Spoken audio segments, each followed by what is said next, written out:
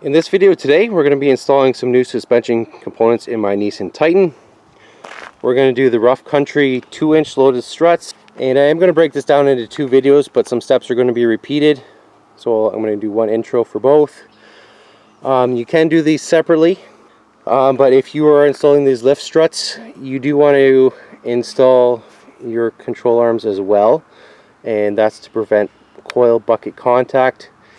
You can only do about a 1.5-inch lift on these trucks without changing out those upper control arms. And I'll show you in here. This is the OEM control arm, and when the suspension goes down, this hits the coil bucket, which can cause catastrophic failure. And I've gone ahead and I've sprayed everything down with some penetrating oil. We've got the 2 bolts up here.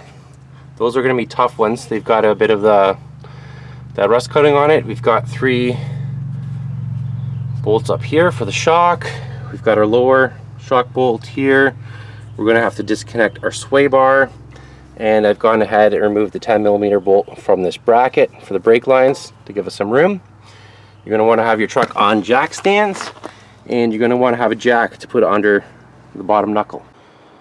So I've got quite a bit of stuff laid out here. You don't need all this, but you may want some different stuff too. I've got an impact. These struts came with new nuts.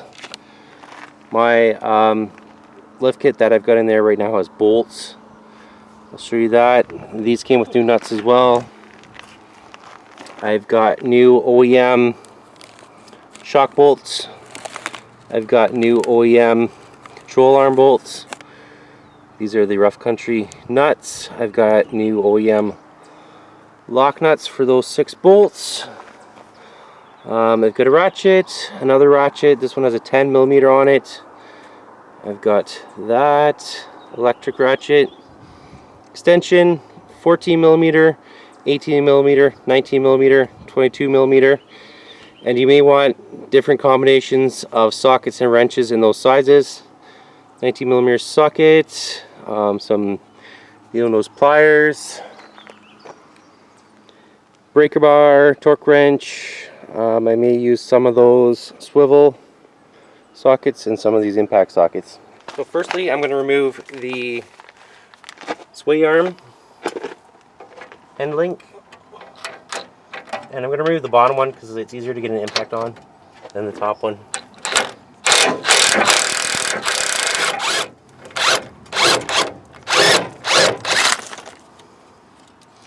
And then I'm going to remove both sides.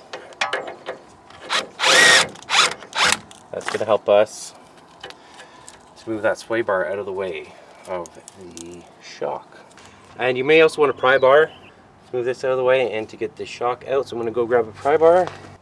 I'm also going to be doing the lower control arms later. I wanted to do it all at once, but I'm just pressed for time, so I'm just going to do the arms and shock, and when I get this shock out, you're going to see why I wanted to do that now. So in order to get the shock out, we're going to have to drop our lower control arm. So that means we're going to have to undo this 22mm nut here and separate this ball joint.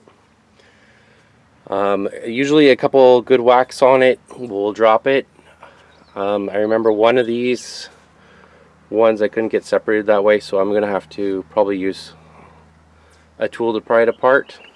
So next I'm going to loosen the nut on the ball joint, but not take it all the way off, and then try and separate it.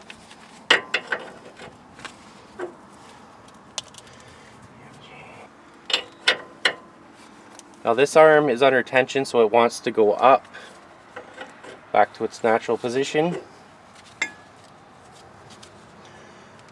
So if you whack that hard enough, it should separate to the nut. Okay, now it's BFH time. And you're supposed to hit right about there. There we go. And before you undo this, you want to have your jack under the knuckle. We're going to undo our shock bolts next. On mine, these are 14mm bolts that came with the lift kit. On the OEM shocks, they will be nuts, and I can't remember what size they are, but on the rough country struts, they're not 14s. They're bigger. So let's remove our 3.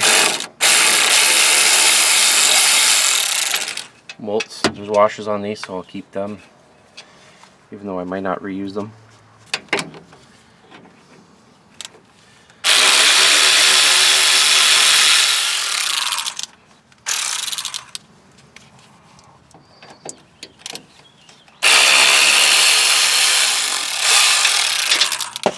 Just comparing the two struts here, we have the OEM Pro 4X Rancho shock with the supposed to be 1.5 inch lift, and the Rough Country 2 inch. They're almost exactly the same length.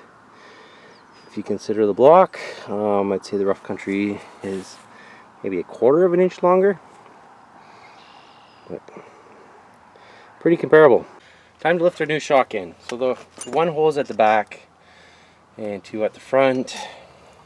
I'm just gonna have to go around this bungee cord.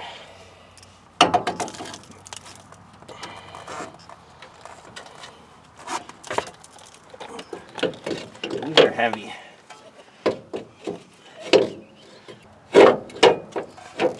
Alright, I'm gonna grab 3 nuts and loosely put them on until I get that bottom bolt in.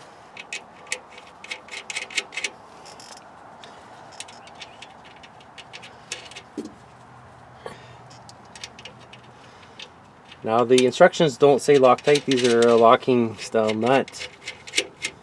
And we might just use the pry bar to compress the bottom a little bit. Shove it in and we'll grab our bottom shock bolts.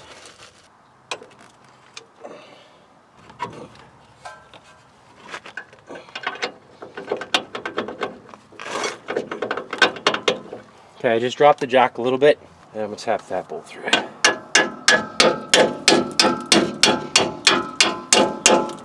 Add one of our new nuts.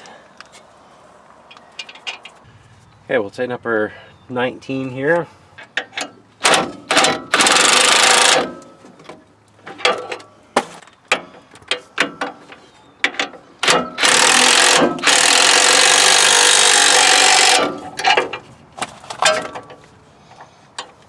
And we'll finish getting everything together before we torque. And let's reattach our spindle here, our ball joint. Okay, so we lifted up the jack a little bit. Just put some compression on shock. Now we want to push the control arm down and start your nut. Once you have your nut started, remove your bungee cord.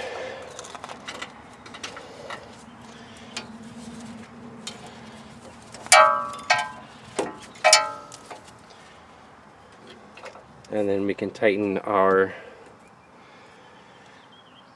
ball joint nut.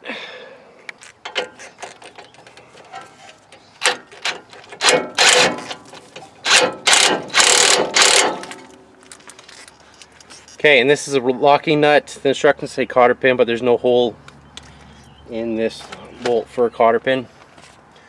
The nice thing about these though, the Rough Country is got you can hold the bolt with a 10mm wrench to tighten that nut so it doesn't spin. I'm going to go find the torque spec for that because the Rough Country doesn't have very good instructions. I'm going to get it from the Nissan manual. Okay, torque on this is 58 foot-pounds, and that's a locking nut. Not a lot. Okay, we can tighten our lower shock bolt to 99.